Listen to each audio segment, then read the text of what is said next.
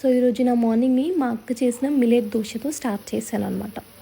Millets అనే కానీ taste మాత్రం కొంచెం కూడా తగ్గదు. చాలా బాగుంటాయి, చాలా క్రిస్పీగా ఉంటాయి. కార్బ్స్ గురించి టెన్షన్ లేకుండా ఎంత అంటే అంత ఎంజాయ్ చేస్తూ తినొచ్చు.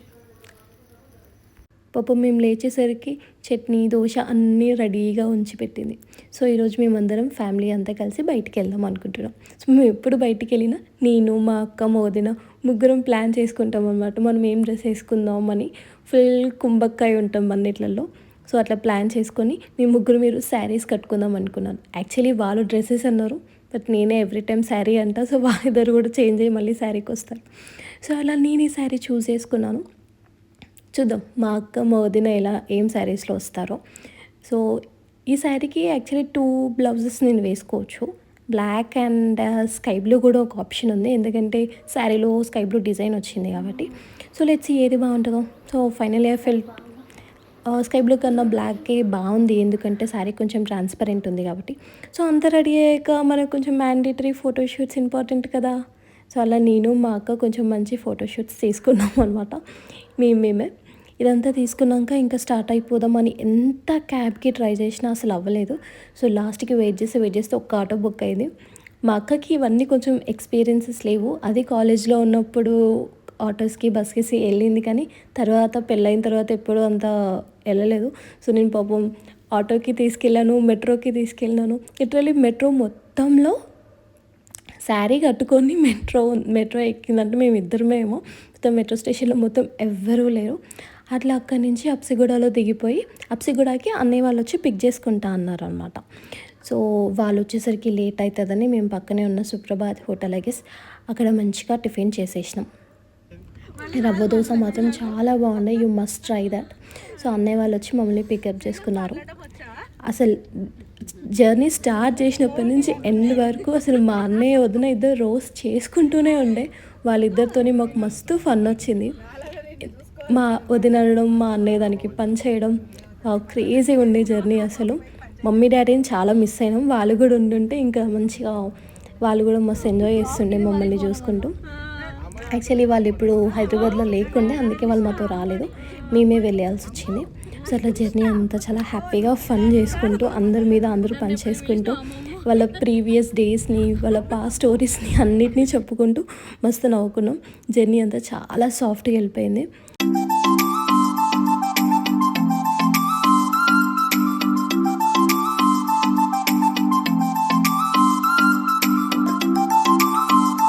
సో ఇట్లా లాంగ్ జర్నీ తర్వాత మొత్తానికి యాదగిరి గుట్టకు వచ్చేసినాం. అసలు ఆ టెంపుల్లోకి అడుగు పెడుతున్నప్పుడే మంచి ఒక పాజిటివ్ వైబ్ వచ్చింది. ఆ మ్యూజిక్ వినిపిస్తున్న కొద్దీ ఎంతో మంచిగా అనిపించిందో.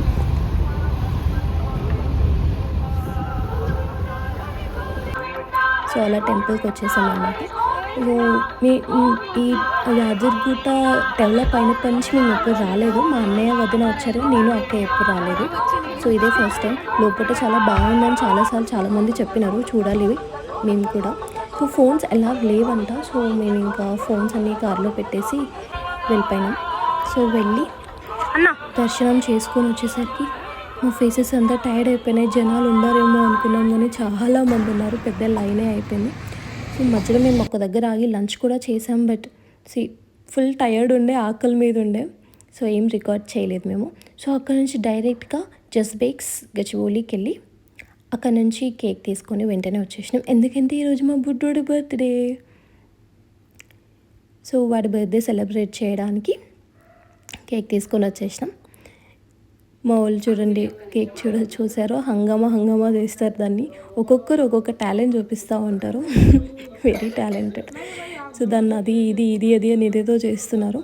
మొత్తానికి మేము వచ్చేసరికి మా అక్క వాళ్ళ పిల్లలు హంసిని అండ్ మాను రూమ్లో చిన్న డెకరేషన్ చేసినారు. క్యూట్ అనిపించింది వాళ్ళ ఎఫర్ట్స్కి. చిన్న కొంచెం వాల్పేపర్ పెట్టి హ్యాపీ బర్త్డే పెట్టి ఎంత బాగుందో. చిన్నోడు కూడా బాగా ఎంజాయ్ చేసినారు.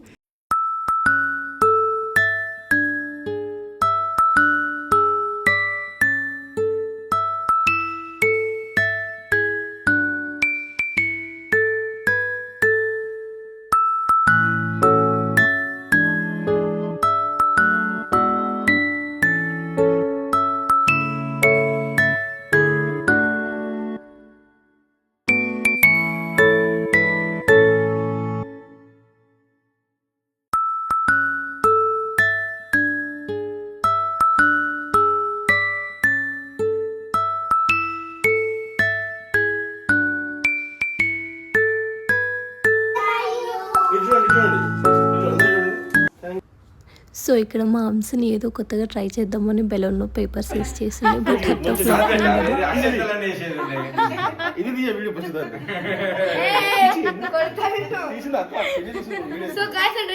అయింది. ఇంకా సెలబ్రేషన్స్ అంతా అయిపోయినాక డిన్నర్ స్టార్ట్ చేసినాం. ఇంకా పిల్లలందరూ డిన్నర్ తింటుండే. వీడికి నాన్ వెజ్ అంటే చాలా ఇష్టం అనమాట. సో నాన్ వెజ్ తింటే అసలు ఎవరికి షేర్ ఇవ్వడు. నేను అదే అడుగుతుండే, షేర్ ఇస్తామంటే నో నో అంటున్నాడు వాడు. ఇంకా అన్నయ్య వాళ్ళందరూ డిన్నర్ చేసి అన్నయ్య వాళ్ళు ఇంకా రిటర్న్ వెళ్ళిపోయినారు అనమాట. ఇంకా మొదలు పెడదామా.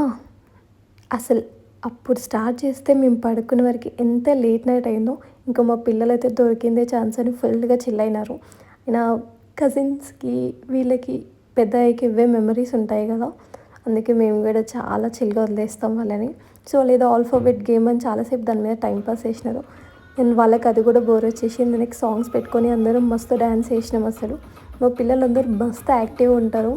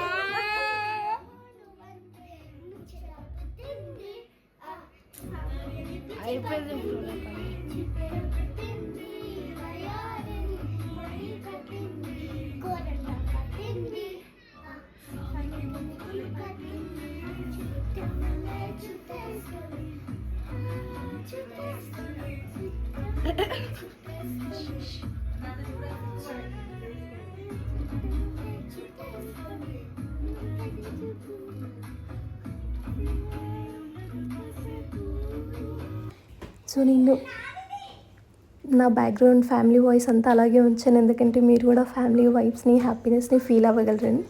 సో అదనమాట మా డే ఇలా గడిచింది.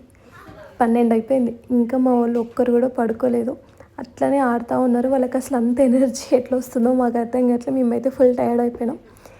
ఇంకా వాళ్ళందరినీ చూసుకుంటూ మేము టైంపాస్ చేస్తుండే. Bye guys, please like and subscribe.